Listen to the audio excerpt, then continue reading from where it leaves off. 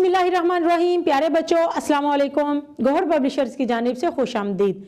हमारा स्लोगन है redefining the geography of education through digital resources for conceptual learning. मेरा नाम साजिदा नूर है।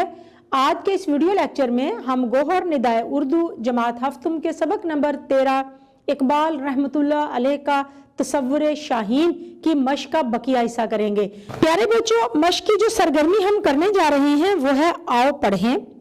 सवाल नंबर 8 है, झेल में दी गई इबारत को मंशा और मकसद के हवाले से समझकर दुरुस्त उतार चढ़ाओ और रवानी से पढ़ सके और इसमें दी गई मालूमात को समझें।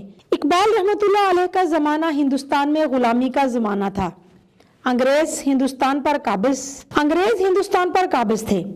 वैसे तो हिंदुस्तान में रहने वाली सारी अकवाम ही अंग्रेजों के अताब का शिकार थी, लेकिन मुसलमान कौम खास तौर पर उनके जुल्म का निशाना थी। उसकी वजह यह थी कि अंग्रेजों ने मुसलमानों से इक़्तिदार छीना था, इसीलिए उन्हें मुसलमानों से सबसे ज्यादा खतरा था। वो मुसलमानों को ही अपना सबसे बड़ा दुश्मन और हरीफ समझते थे। मुसलमानों पर तालीम हासिल करने और आला ओहदों पर मुलाजमत करने की पाबंदी थी। इसी वजह से वो गरीब और बदहाल हो चुके थे। गुलामी ने उन्हें सब कुछ भुला दिया था, हत्ता कि वो अपना शानदार माजी भी भूल चुके थे। प्यारे बच्चों, हमारी मश्क की अगली सरगर्मी है आओ लिखें।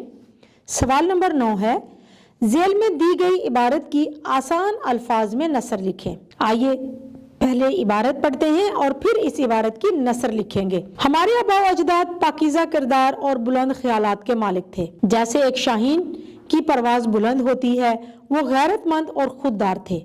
जैसे एक शाहीन गैरतमंद और खुददार होता है। हमारे बाप दादा निहायत जफाकश और मेहनती थे। हमेशा अपने मकसद की खातिर कोशिश करते रहते थे। कभी अपनी कोशिश से थक कर हार नहीं मानते थे। लेकिन अंग्रेज दौर में मुसलमानों की अक्सरियत गुलामी और तसाहल पसंदी की जिंदगी गुजारते गुजारते काहिल और बेहिस हो चुकी थी।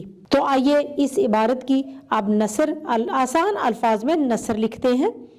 हमारे बाप दादा पाक किरदार और आला अखलाक के मालिक थे। जैसे एक शाहीन ऊंची परवाज करता है, वो गैरतमंद और खुद पर भरोसा करने वाले थे। जैसे एक शाहीन गैरतमंद और खुद पर भरोसा करने वाला होता है। हमारे बाप दादा सख्त मेहनत करने वाले थे। हमेशा अपने मकसद की खातिर कोशिश करते रहते थे। कभी थक कर हार नहीं मानते थे। लेकिन अंग्रेजों के दौरे हुकूमत में ज्यादातर मुसलमान गुलामी और आराम पसंदी की जिंदगी गुजारते गुजारते सुस्त और लापरवाह हो चुके थे। प्यारे बच्चों, अब हम हल करेंगे सवाल नंबर 10। सेहते जुबान का ख्याल रखते हुए झेल में दिए गए अल्फाज के जुमले बनाएं। मुकाबला। हमारे स्कूल में आज बैतबाजी का मुकाबला हुआ। शाहीन। अल्लामा मोहम्मद इकबाल रहमतुल्लाह अलैह ने अपने नौजवानों को शाहीन से तशबीह दी है। खुददार। हमारे आबा अजदाद निहायत गैरतमंद और खुददार थे। फ़ज़ा। सनती तरक्की के साथ फ़ज़ा में आलूदगी भी बढ़ गई है। गुलामी। कायदे आज़म मोहम्मद अली जिन्नाह रहमतुल्लाह अलैह की अनथक कोशिशों से हम गुलामी की जंजीरें तोड़ सके। हमारी अगली सरगर्मी है जुबान शनासी। सवाल नंबर 11 है, झेल में दिए गए अल्फाज का तलफ़्फ़ुज़ जाहिर करने के लिए दुरुस्त आराब लगाएं। सबसे पहला लफ्ज़ है मुकाबला।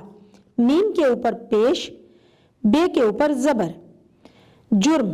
जीम के ऊपर पेश, रे के ऊपर जज़म। तसव्वुर। ते के ऊपर ज़बर, स्वाद के ऊपर ज़बर, वाव के ऊपर शद और पेश। गुलाम। गैन के ऊपर पेश। उफ्ताद। अलिफ के ऊपर पेश, फे के ऊपर जज़म। मुफरद से मुरक्कब जुमले बनाने का तरीका। दो सादा जुमलों के दरमियान और, या, तो, चाहे, क्योंकि, जो, मगर, फिर, लेकिन वगैरह जैसे हरूफ लगाने से मुरक्कब जुमला बन जाता है। मुरक्कब जुमले को सादा बनाने का तरीका। मुरक्कब जुमले को सादा जुमले में तब्दील करने के लिए हरूफ को ख़त्म कर दिया जाता है और जुमले में बयान की गई दो बातों को एक बात बना दिया जाता है। मिसाल के तौर पर मुरक्कब जुमला है, जाहिद ने कोशिश तो बहुत की मगर तेज ना दौड़ सका। सादा जुमला है, जाहिद कोशिश के बावजूद तेज ना दौड़ सका। अब हम हल करेंगे सवाल नंबर 12। दर्ज झेल जुमलों को सादा जुमलों में तब्दील करें। अलिफ, मैं चाहता हूं कि तुम तंदुरुस्त हो जाओ। सादा जुमला है, मैं तुम्हें तंदुरुस्त देखना चाहता हूं। बे, वो बातें तो बहुत करता है मगर काम नहीं करता। सादा जुमला है, वो काम की निस्बत बातें ज्यादा करता है। जीम, मेरी दरख्वास्त है कि आप मेरी मदद करें। सादा जुमला है, मैं आपसे मदद की दरख्वास्त करता हूँ। दाल, मेरी तनख्वाह कम है मगर मेरे अखराजात बहुत ज्यादा हैं। सादा जुमला है, तनख्वाह के मुकाबला में मेरे अखराजात ज्यादा हैं। प्यारे बच्चों, उम्मीद है कि आपको आज का ये वीडियो लेक्चर बहुत अच्छी तरह से समझ आ गया होगा। अपने सबक को दोहराना मत भूलिएगा। इंशाल्लाह अगली वीडियो में अगले लेक्चर के साथ फिर मिलेंगे। तब तक के लिए अल्लाह हाफिज।